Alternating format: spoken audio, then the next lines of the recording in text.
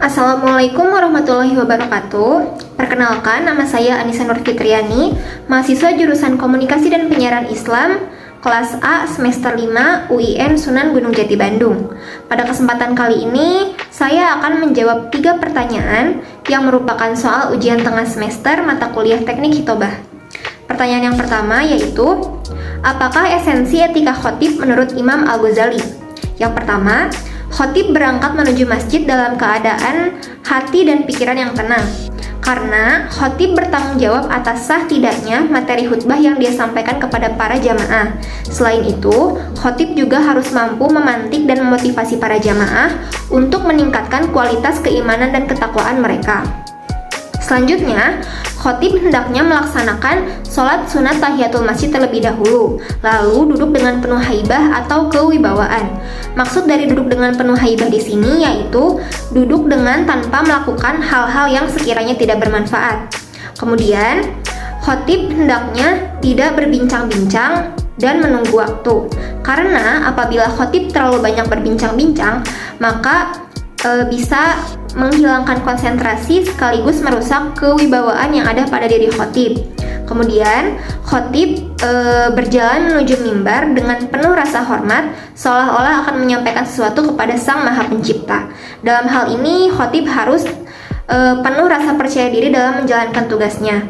Kemudian, khotib berdiri di tangga mimbar dengan khusyuk sambil berzikir. Hal ini dilakukan untuk mengkondisikan suasana hati khotib agar tetap tulus dan fokus dalam menjalankan tugas khutbahnya.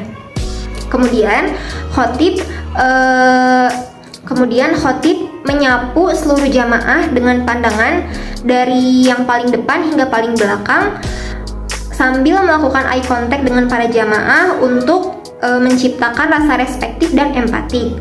Kemudian, khotib menyampaikan salam kepada para jamaah agar mereka memperhatikan khutbah sekaligus sebagai pertanda bahwa khutbah akan segera dimulai. Lalu selanjutnya, khotib duduk kembali untuk mendengarkan azan sambil menjawab seruan azan dengan suara yang lirih namun tetap berenergi. Lalu, khotib menyampaikan khutbah dengan penuh rasa tawadu atau rendah hati, karena apabila khutbah disampaikan dengan penuh rasa arogansi atau kesombongan, maka akan terdapat seperti tirai yang dapat menghalangi tersampaikannya materi khutbah kepada para jamaah.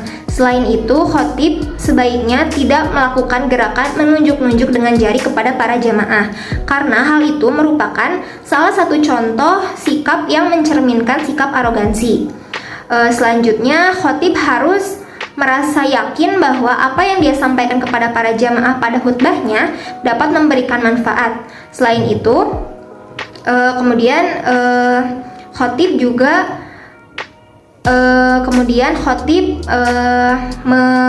memberikan isyarat kepada para jamaah untuk berdoa dengan mengangkat kedua tangannya.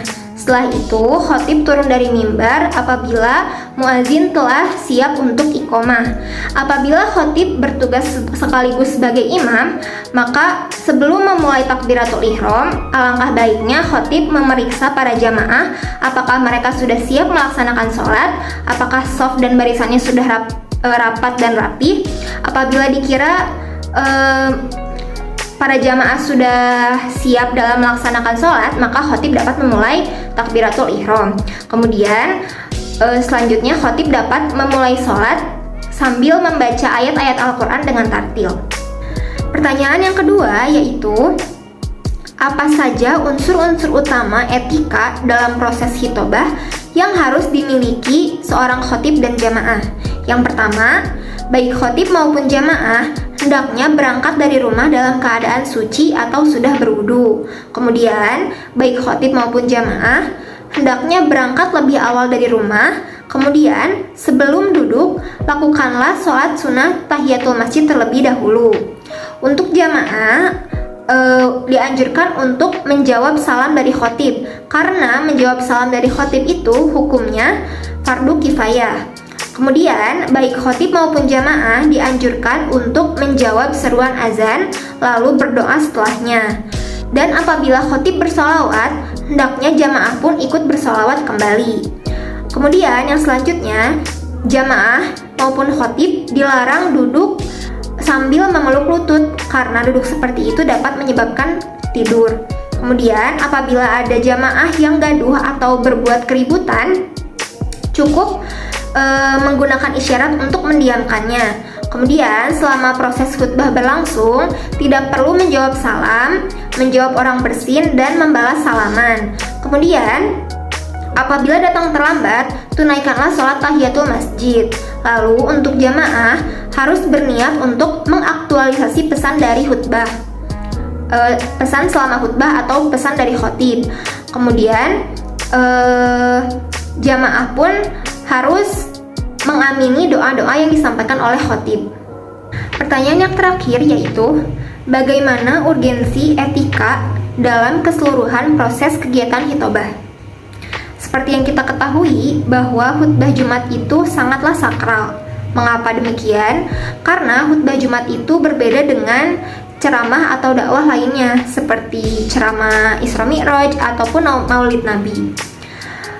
Karena khutbah Jumat merupakan bagian dari medium evaluasi mingguan kegiatan keimanan dan ketakwaan yang kita miliki.